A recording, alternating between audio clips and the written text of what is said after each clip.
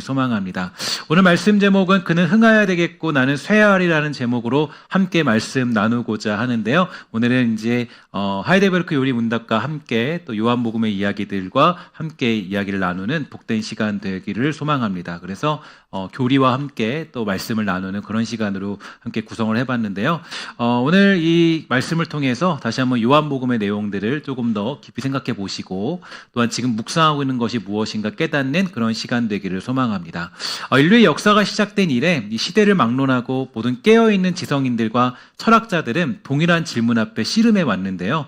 도대체 인간이 겪는 이 고통의 원인은 무엇인가? 그리고 이 고통을 제거하고 참된 행복에 이르는 비결은 과연 무엇인가라는 질문에 대한 답을 찾고자 했습니다. 세상의 많은 사람들은 그 답을 이 환경에서 찾으려고 했는데 가난이 문제다, 또 질병이 또 문제다, 파괴된 인간관계가 문제다, 혹은 무지가 우리를 불행하게 만든다라고 진단하면서 여러 가지 어떤 그런 이 것들을 극복하기 위해서 노력을 기울이게 됐죠. 근데 인류는 역사를 통해서 가난을 해결하려서 경제를 발전시켰고 질병을 정복하려고 의학을 발달시켰고요. 무지를 타파하기 위해서 교육의 시스템을 구축하면서 문명을 발전시키게 되었습니다. 그러나 여러분, 정직하게 우리의 현실을 조금 더 직시해 보면 환경이 개선되었다고 해서 인간의 고통이 사라질 수 있을까요? 많이 배운 사람들의 범죄가 이 못 배운 사람들의 범죄보다 훨씬 더 치밀하고 교묘하게 일어나는 것을 우리는 뉴스를 통해서 매일 목격하게 됩니다. 학식이 높고 문명이 발달한 사회가 반드시 행복한 것도 아니겠죠. 물질적으로는 인류 역사상 전례 없는 풍요를 누리고 있지만 정신적으로는 더욱 황폐해지고 우울과 허무, 고통과 악은 더욱더 심각해지고 있는 그런 시대를 살아가고 있습니다. 그러면 인간은 왜 이토록 고질적인 고통의 문제를 안고 살아가고 있을까요? 성경은 여기에 대해서는 세상과는 전혀 다른 진단을 내리고 있는데 그 모든 고통의 뿌리에 인간의 죄가 있다라고 가르쳐주고 있습니다. 인간이 겪는 고통은 단순히 환경이 나빠서 생기는 우연한 사고가 아니라 영혼의 생명의 근원 되시는 하나님으로부터 단절된 죽음이라는 질병 상태에 있기 때문에 나타나는 필연적인 증상들이라고 가르쳐주고 있는 것이죠. 오늘 우리가 본문에서 만나는 세례 요한의 제자들도 한번 살펴보게 되면 그들은 지금 심각한 마음의 고통을 겪고 있는데요. 밥을 굶어서 고통스러운 것이 아니겠죠.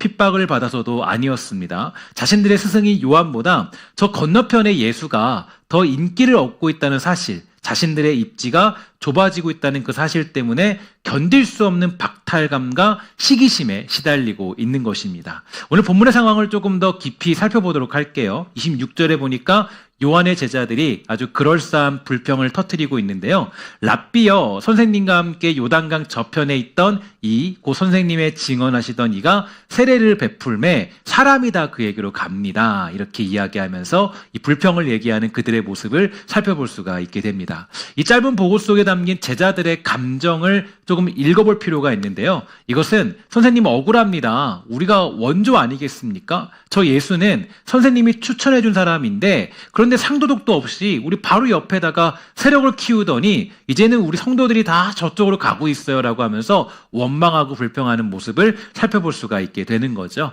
그들은 분노하고 시기하기 시작했습니다. 여러분, 이 모습이 좀 낯설지 않죠? 저와 여러분들이 가지고 있는 가장 고질적인 문제가 여기에 있는데요. 사촌이 땅을 사면 배가 아파요, 안 아파요? 배가 아프죠, 그죠? 이게 현실적이잖아요. 배가 아프다, 그죠? 그럼 이것은 원죄를 가지고 있는 바로 타락한 인간의 적나라한 어떤 실상이죠. 도대체 인간은 왜 이렇게 되었을까요? 원래부터 이렇게 악하게 만들어졌을까요? 여기에 대해서 하이델베르크 요리 문답 제6문은 다음과 같이 묻고 답하고 있는데요. 제6문에 보니까 이렇게 되어져 있어요. 그러면 하나님께서는 사람을 그렇게 악하고 폐역한 상태로 창조하셨을까요? 답이 있습니다. 함께 다 같이 읽어보도록 할게요. 시작. 아닙니다. 하나님은 사람을 선하게 또한 자신의 형상 곧 참된 의와 거룩함으로 창조하셨습니다. 이것은 사람으로 하여금 자신의 창조주 하나님을 바르게 알고 마음으로 사랑하며 영원한 복락 가운데서 그와 함께 살고 그리하여 그분께 찬양과 영광을 돌리기 위함입니다. 아멘. 그러니까 하나님은 본래 인간이란 존재를 인간을 선하게 창조하셨다는 게 그런 팩트죠. 지난번 창세기를 묵상하면서 여러분들이 깨닫고 배웠던 것처럼 하나님은 인간에게 두 가지 명령을 주셨는데, 하나는 생육하고 번성하여 땅을 다스리라는 문화 명령이었고, 또 하나는 동상 중안에 있는 선악을 알게 하는 나무의 실과를 먹지 말라는 언약이었습니다. 많은 분이 물어요. 하나님은 왜 굳이 선악과를 만드셔서 인간을 시험에 들게 하셨을까? 그러나 여러분, 오히려 선악과는 함정이 아니라 은혜의 수단이라는 걸 기억할 필요가 있는데요. 아담이 온 땅을 왕처럼 다스리다가도 동산 중앙에 있는 그 나무 앞에 서면 어떤 걸 깨닫게 되냐? 아, 내가 모든 만물을 다스리는 왕같이 보이지만 사실 나를 지으신 진짜 왕 하나님이 계시는구나. 나는 그분의 피조물이구나. 자신의 위치를 확인하고 하나님을 의존하게 만드는 안전장치가 바로 선악과라고 얘기할 수가 있는 거겠죠. 피조물이 자신의 자리를 지킬 때 에덴은 평화롭고 행복했다라는 것을 기억할 필요가 있는데요. 근데 문제는 인간이란 존재가 바로 그 자리를 이탈하게 된 것입니다. 그러니까 우리의 행복은 어디 있는가 보면, 우리의 인간은 하나님은 창조주이시고 나는 피조물이다라는 것을 인정할 때, 그 자리에 들어갈 때 진정한 행복을 누릴 수 있다는 걸 창조 때부터 가르쳐주고 있는 것이죠. 하이델베르크 요리문답 제7문에 보니까 이렇게 질문하고 답하고 있어요. 그렇다면 이렇게 타락한 사람의 본성이 어디에서 왔는가? 다 같이 있습니다. 시작. 우리의 시조 아담과 하와가 낙원에서 타락하고 불순종한 데서 왔습니다. 그때 사람의 본성이 심히 부패하여 우리는 모두 죄악 중에 잉태되고 출생합니다. 아멘.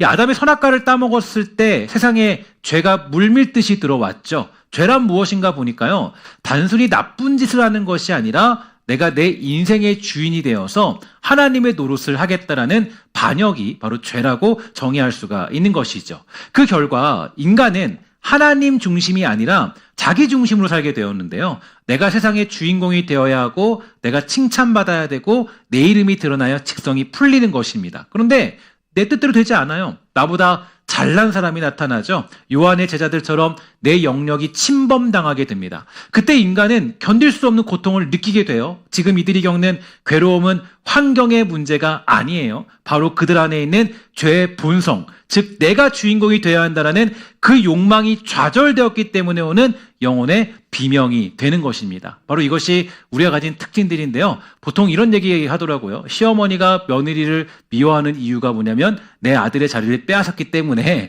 굉장히 미워한다는 이런 얘기들이 있습니다. 그러니까 우리가 보통 미워할 필요도 없는데 그런 경우가 있죠. 우리는 질투와 시기심에 사로잡혀 있고 때로는 정말 그런 것들을 받아들이지 못하는 그런 현실들. 그러니까 우리는 때로는 그 자신의 욕망, 자신이 그 자리를 차지하고 싶은 욕망, 그것들을 견디지 못해서 괴로워하는 모습들이 우리가 가진 특징들이에요. 그러면 이런 절망적인 상태에 빠진 인간은 어떻게 구원받을 수 있을까? 그냥 앞으로 착하게 살겠습니다라고 하면 해결되는 걸까요? 그렇지 않겠죠. 하이델베르크 요리문답 제12문에 보니까 하나님의 엄중한 공의에 대해서 이렇게 말하고 있습니다. 하나님의 의로운 심판에 의해 우리는 이 땅에서 그리고 영원히 형벌을 받아 마땅한데 어떻게 이 형벌을 피하고 다시 하나님의 은혜를 입을 수 있을까? 여러분 질문 답해 주기 바랍니다. 시작. 하나님께서는 자신의 의가 만족되기를 원하십니다. 따라서 우리는 우리 스스로든 아니면 다른 이에 의해서든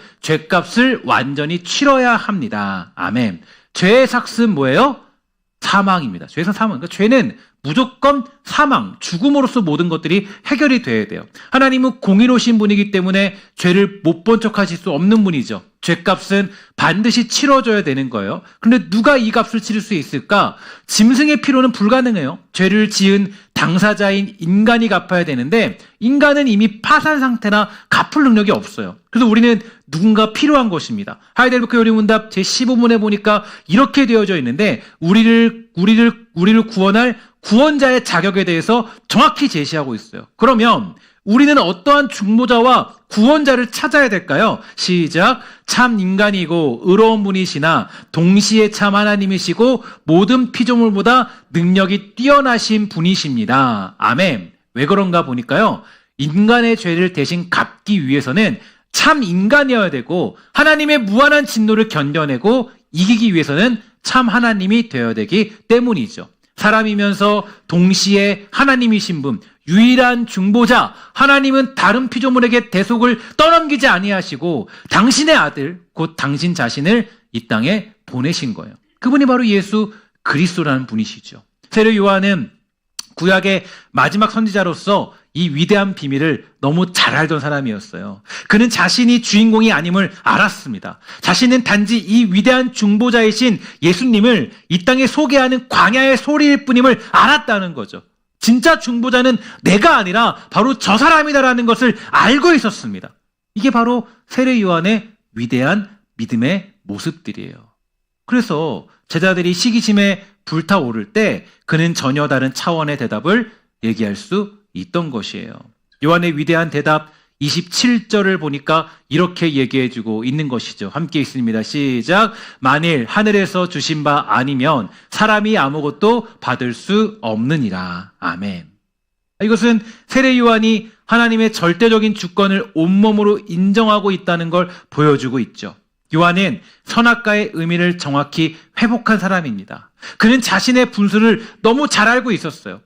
야, 예수님이 저렇게 흥하고 사람들이 몰려가는 것, 그분이 뺏어간 것이 아니라 하늘에서 주신 자리를 차지하는 거야. 반대로 여기서 쇠하고 내 사역이 저무는 것, 이것 또한 실패가 아니라 하늘이 정하신 나의 분량이다. 사랑하는 성도 여러분, 신앙생활이라는 것이 무엇이라고 생각하십니까?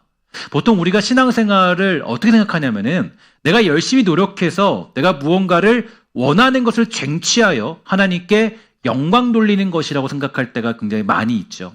그것을 다윗의 그 성전 짓는 모습을 보면 잘 알 수 있어요. 다윗은 성전 짓는 것으로 하나님께 영광 돌리려고 했지만 하나님 말씀하시기를 야, 내가 언제 성전 지어달라고 했니? 그럼 필요 없다. 너가 해야 될 일은 예배나 잘 드려라. 너의 분량이 그것이니 그 예배 드린 자리에 있어라 얘기하는 그 장면 기억하시죠? 우리는 보통 내가 뭔가 원하는 것을 쟁취하고 대단한 자리에 올랐을 때 하나님께 영광 돌리는 것, 그게 믿음이라 생각해요. 그러나 그렇지 않아요. 참된 믿음은 하나님이 내게 주신 자리와 분량을 인정하고 거기에 항복하는 것이죠. 우리가 인생을 살아가면서 그토록 비교하고 시기하며 괴로워한 이유가 어디 있을까요? 누군가의 자리를 탐내고 시기하는 그 제자들의 모습처럼 그렇게 괴로워하는 이유가 어디 있을까? 내 인생의 주인이 나라고 착각하기 때문이에요. 요한의 제자들처럼 이건 내 사역이야, 이건 내 성과야라고 움켜쥐고 있기 때문입니다. 그러나 요한은 손을 폈죠. 하늘에서 주신 바가 아니면 받을 수 없다. 이 고백이 터져 나올 때 우리는 비로소 지옥 같은 비교 의식에서 해방되어 참된 평화를 누릴 수 있는 것입니다. 요한은 더 나아가 자신의 정체성을 신랑의 친구라고 정의했어요. 결혼식의 주인공은 당연히 신랑이죠. 특별히 그 당시의 결혼식 문화를 보면 친구들이 그 모든 어떤 결혼식을 준비하는 그런 것들을 확인할 수 있게 되죠. 친구는 신랑이 신부를 맞이할 수 있도록 모든 준비를 하고 신랑이 등장하면 조용히 사라지는 게 친구의 역할입니다. 이때 친구가 야, 내가 고생했는데 왜 신랑만 칭찬받니? 라고 불평합니까? 그렇지 않죠. 친구의 기쁨은 어디 있어요? 신랑이 돋보이는 것에 있는 거예요. 친구가 결혼식을 준비하면서 가장 행복한 순간은 내 사랑하는 친구가 신부에게 인정받고 또 모든 결혼식의 주인공이 바로 내 사랑하는 그 신랑이 드러날 때, 그때 가장 행복한 게 친구의 모습이죠. 요한은 말합니다. 나는 신랑의 음성을 듣는 친구로서 크게 기뻐하나니 나는 이러한 기쁨으로 충만하다. 사람들이 나를 떠난 예수님께로 가는 거, 왜 그것이 나의 실패가 아니라 오히려 나의 성공이라는 거예요. 왜냐하면 나는 그분을 소개하기 위해 온 사람이기 때문이죠. 나의 쇠함을 통해 그리스도의 흥함이 드러날 수 있다면, 그렇다면 그것이야말로 내 사명이 완성되는 최고의 순간이기 때문에 요한은 그렇게 고백할 수 있었다는 것이죠. 마침내 요한은 30절에서 기독교 역사의 길이 남을 어떤 성화의 최고봉이라고 얘기할 수 있는 그런 자리, 이 고백을 하게 되는데요. 한번 함께 다 같이 읽도록 하겠습니다. 시작. 그는 흥하여야 하겠고 나는 쇠하여야 하리라. 아멘. 참 이 말씀이 저는 지금 이 시대를 살고 있는 우리들에게 많이 다가옵니다. 특히 목회자로서 저는 더 크게 다가오는 것 같아요. 여러 가지 어떤 살아가는 현실과 시대 속에서 사실 많은 어떤 기독교적인 그런 역사와 사건과 순간들을 목격하고 있는 이 시대를 살고 있거든요. 근데 그것을 봤을 때 정말 이 문장이 너무나도 필요한 시대, 너무나도 특별히 목회자들에게도 너무나 필요한 시대인 것 같다라는 생각을 하게 됩니다. 그는 흥하여야 되겠고 나는 쇠하여야 하리라. 우리들에게 굉장히 큰 어떤 도전을 주는 메시지 같아요. 그리스도인들의 잘못된 신앙도 지적해주는 가장 큰 요즘 시대에 우리가 회복해야 될 메시지가 아닌가.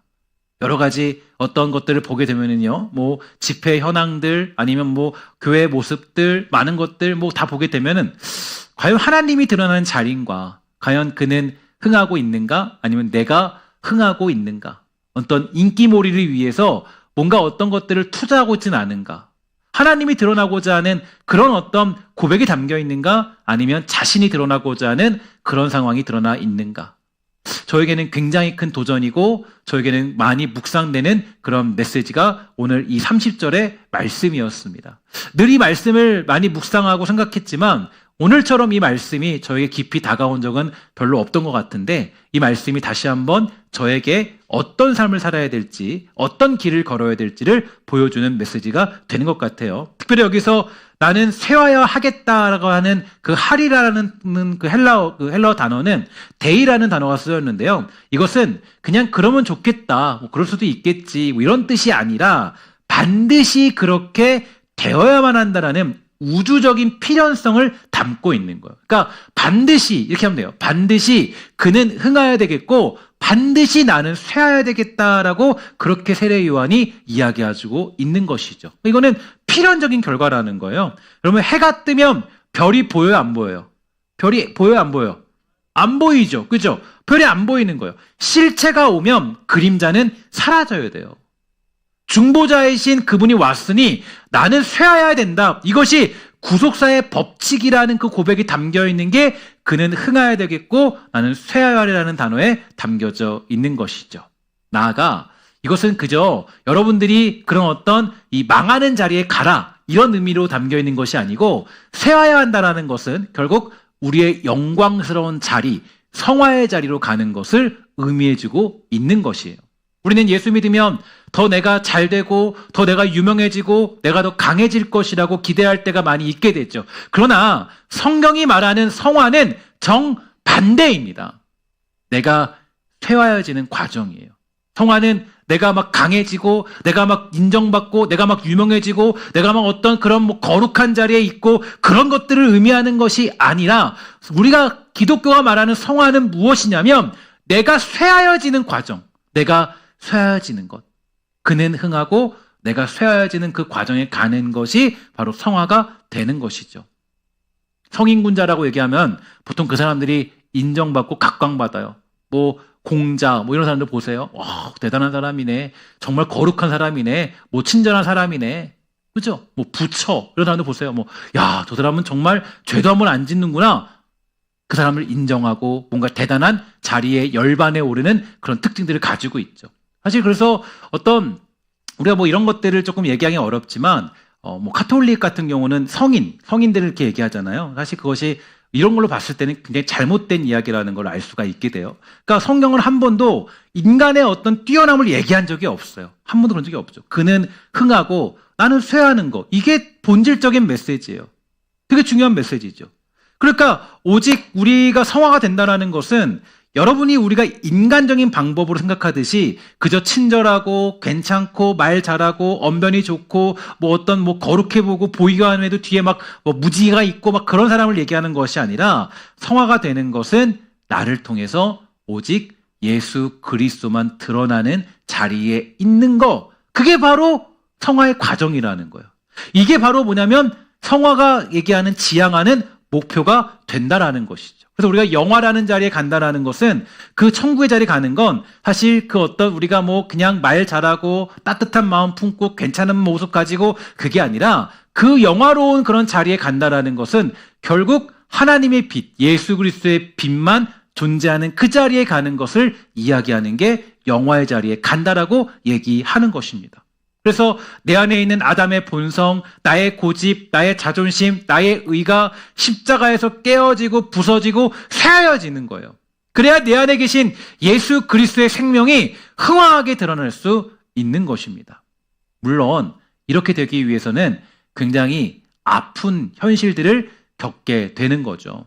내가 새하여지는 과정은요, 여러분 죄송한 얘기지만 때로는 자존심이 상하는 일도 굉장히 많이 있습니다. 사실 자존심이라는 게 중요하기도 하지만 자존심이 높으면 결국에 하나님이 드러나지 않는 경우가 많이 있죠. 야, 내가 더 잘하는데, 내가 더 뛰어난데, 나에 대한 어떤 자부심. 그러니까 이게 하나님이 깨트릴 때가 있어요. 깨트리시면 아프죠. 힘든 과정이에요. 세상은 끊임없이 너 자신을 증명해라, 높아져라라고 부추깁니다. 그러나 성도들, 진정한 성도들은 알게 되죠. 나의 옛 자아가 쇠하여지는 그 자리, 내가 잊혀지는 그 자리, 내가 양보하고 희생하는 그 자리, 내가 드러나지 않는 그 자리가 바로 예수님의 향기가 진동하는 꽃밭이 된다는 사실을 우리들 모두는 잘 알고 있습니다. 인생에서 많은 사람들이 예수를 믿으면 바로 다 꽃길만 걷기를 바래요. 좋은 삶 살기를 다 바라고 있어요. 그런데 왜 아픔이 있을까요? 왜 여러분들이 예상치 못하는 돌뿌리를 만나기도 하고 왜 때로는 어떤 어려움들을 만나는 이유가 어디 있을까요? 기도에도 어려운 일을 만나는 이유가 어디 있을까요? 걱정과 두려움, 근심이 없으면 좋겠는데 예수 믿어도 여전히 그러한 자리에 있는 이유가 어디 있을까요? 바로 나를 부수어가는 과정에 있는 거예요. 나를 부수어가는 과정. 기드온의 300용사 기억하십니까? 원래는 딱 모으니까요 3만 명이 모였어요. 하나님 다 보내라 그래요. 그리고 또 하니까 또 다 하나님 다 보내세요. 다 보내고 나니까 그 다음에 몇 명 남아요? 300명. 왜 그러실까요? 아니 우리가 그래도 13만 대 3만 명 정도 되면 싸움을 하잖아요. 하나님 그렇게 안 하세요. 다 내보내세요. 300명 갖고 돼. 이유가 뭐예요? 내가 주인이라는 거예요. 내가 너의 모든 거를 이뤄내는 본이지 너가 네 힘으로 하는 게 아니다. 너가 능력 좋아서 잘하는 게 아니야. 네 힘으로 하는 게 아니야. 너가 드러나고자 한다면 너가 전략을 잘 짜고 계획 잘 짜고 해서 싸워서 승리할 수 있겠지만 그거 아니야. 너 그냥 내가 하라는 대로 하면 돼. 그게 신앙의 가장 중요한 핵심이에요. 예수 믿는 건 하나님이 드러나는 겁니다. 내가 피조물이고 하나님이 누구세요? 창조주신 거예요. 하나님이 주인이신 거예요. 나는 피조물로서 하나님이 명하신 그 권위와 그 명령과 그 맡기신 자리에 분량을 다해 힘을 다해 충성을 다하면 하나님이 그 자리에서 자기 일을 행하시는 거죠.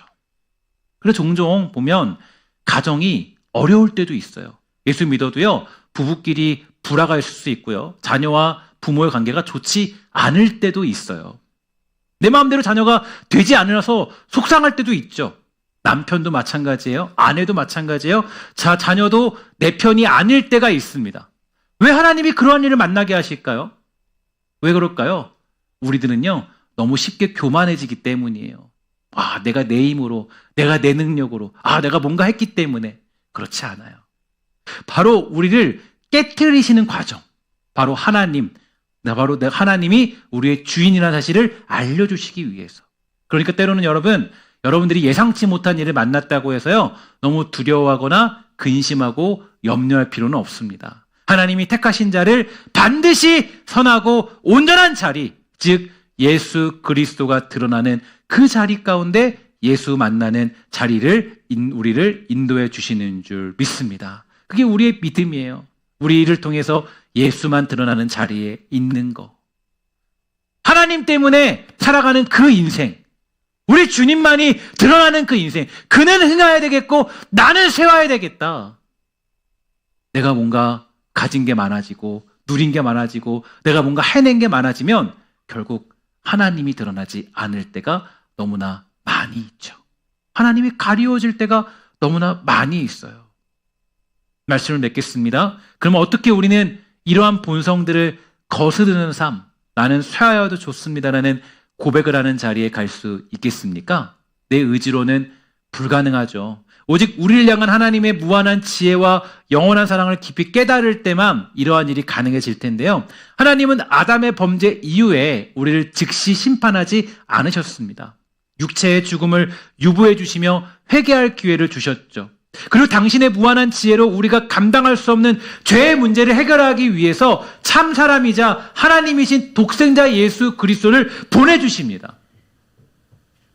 어제까지 묵상했던 요한복음 3장 16절을 여러분 기억하십니까? 하나님이 세상을 이처럼 모아사 사랑하사 뭘 주셨어요? 독생자를 주셨으니 이는 그를 믿는 자마다 뭐 한다고요? 멸망치 않고 뭘 얻습니까? 영생을 얻게 하려 하심이니라. 아멘. 이 믿음이 여러분들에게 있게 되기를 주의 이름으로 간절히 축원합니다. 여기서 이처럼 사랑하사라는 말의 무게를 느끼십니까? 원어적인 의미를 묵상해 보면 이것은 마치 사랑할 사람이라고는 이 우주에 단 한 사람밖에 없는 것처럼 우리 한 사람 한 사람을 그토록 유일하게 철저히 개별적으로 사랑한다는 뜻이 담겨져 있습니다. 하나님이 아들을 세상에 보내신 것은 세상을 심판하려 하심이 아니요 그로 말미암아 세상이 구원을 받게 하려 하심이죠. 빛이 세상에 왔습니다. 때로는 그 빛이 우리의 죄를 적나라하게 드러낼 때도 있어요. 그 빛이 있으니 우리의 어두움을 밝혀줄 때가 있어요. 굉장히 아프죠. 아파요. 우리를 아프게 할지라도 그것은 우리를 죽이려는 것이 아니라 수술하여 살리려는 사랑의 손길이 거기에 담겨져 있는 거예요. 사랑하는 성도 여러분, 하나님은 이토록 우리를 사랑하시는 분이신 줄 믿으시기를 주의 이름으로 간절히 부탁을 드리겠습니다. 누군가를 사랑하기 이전에 하나님이 여러분들을 얼마나 사랑하시는지를 깨닫는 하루 되기를 주의 이름으로 간절히 부탁을 드리겠습니다. 누군가를 사랑하기 전에 하나님이 나를 사랑하신다. 내 이웃을 내 몸같이 사랑하라. 이웃을 사랑하기 위해서 먼저 뭘 사랑해야 돼요? 내 몸을 사랑할 줄 알아야 돼요. 하나님이 여러분들을 얼마나 사랑하시는지를 깨달으셔야 돼요. 그러니까 요한은 그걸 알았던 거예요. 요한은 이 사실을 모든 걸 다 알았기 때문에 이야기하기를 그는 흥하야겠고 나는 쇠하리라는 말도 안 되는 고백. 인간으로서는 할 수 없는 고백. 인간은 무조건 자기가 드러나길 원하죠. 내가 얼마나 뛰어난지, 내가 얼마나 대단한지를 증명받기를 원하죠. 그러나 세례 요한은 달랐습니다. 내가 오히려 쇠하기를 바라는 마음. 그는 흥하야 되겠고 나는 쇠하여야 하리라. 지금 여러분들이 겪고 있는 쇠함, 실패, 낮아짐조차도 하나님의 그 영원한 사랑과 지혜의 손길 안에 있다는 것을 믿는 우리 모두가 되기를 주의 이름으로 부탁을 드리겠습니다. 혹시 오랜 신앙생활 속에서 여러분 마음이 굳어지신 분들은 없을까요? 아무리 좋은 옥토라도 물을 주지 않으면 묵은 땅이 되어서 갈라질 수밖에 없습니다. 습관적인 예배, 감격 없는 봉사 가운데 머물러 있지는 않습니까? 오늘 이 시간 하나님의 영원한 사랑이 성령의 단비가 되어서 여러분의 메마른 심령에 내리기를 주의 이름으로 간절히 부탁을 드리겠습니다. 정말 하나님이 이처럼 세상을 사랑하사 그 아들을 우리에게 주셨던 그 사랑, 그 아들을 아낌없이 주셨던 그 사랑이 다시 한번 회복되는 그 은혜의 단비가 여러분들에게 있게 되기를 주의 이름으로 간절히 부탁을 드리겠습니다.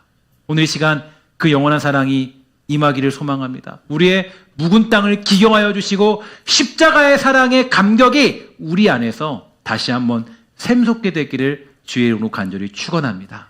우리 신성교회가 저와 여러분의 삶이 요한과 같이 그는 흥하야겠고 나는 쇠하여야 하리라는 고백 위에 든든히 서기를 주의 이름으로 간절히 부탁을 드립니다. 내가 죽고 예수가 사는 교회.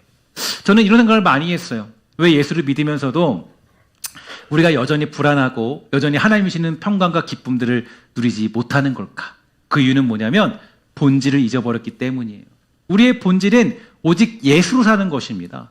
우리의 본질은 오직 예수 그리스도의 십자가로 말미암아 구원받은 인생으로 사는 것입니다. 때때로 근데 우리가 이 본질을 잊어버릴 때가 많이 있어요. 여러분, 요한의 제자들은 본질을 잊어버린 상태죠. 그들은 왜 자신들이 모여서 왜 그런 일을 하는지를 몰랐던 상태였습니다. 왜 자신들이 그렇게 모여서 그 길을 준비했는지 몰랐던 시간들을 보냈던 사람들이에요. 그러니까 그들에게는 참된 평안이 없던 거예요. 참된 평안은 어디에 있습니까? 오직 예수를 똑바로 보고 그분이 누구신지 그 안에 영원히 거할 때 나의 인간의 욕심을 투영하는 것이 아니라 성경이 말하는 그 깊은 의미를 가지고 그는 흥하야겠고 나는 쇠하겠다라는 고백을 하는 자리에 가게 될 때 비록 뇌가 쇠한다 할지라도 비록 내 몸이 쇠한다 할지라도 비록 나의 모든 어떤 상황들이 쇠한다 할지라도 그래도 그만 흥할 수 있다면 누리는 기쁨, 이 기쁨에 도달해야 이게 진짜 우리가 누리는 기독교가 말하는 기쁨인 거예요. 그냥 내가 기도했더니 받았다 여기는 잠깐의 기쁨이 전부입니다. 그런데 진짜 기쁨은 뭔지 아세요? 야, 나는 이렇게 쇠하였지만 우리 하나님이 드러나는 그 기쁨으로 인하여서 살아가는 그 인생이야말로 진짜 기독교가 말하는 평안의 그런 자리에 있는 것입니다. 저는 간절히 축복하고 여러분들을 위해 기도하는 것은 사랑하는 우리 신성교회 모든 권속들이 잘못된 탐욕에 빠진 그런 신앙을 추구하는 교회나 성도가 아니라 성경이 말하는 그는 흥하야겠고 나는 쇠하리라는 참된 기쁨들을 회복하는 성도들 우리 교회가 다 되시기를 주의 이름으로 간절히 소망하며 부탁을 드리겠습니다. 기도하도록 하겠습니다. 우리 가슴에 손을 얹고 함께 이 시간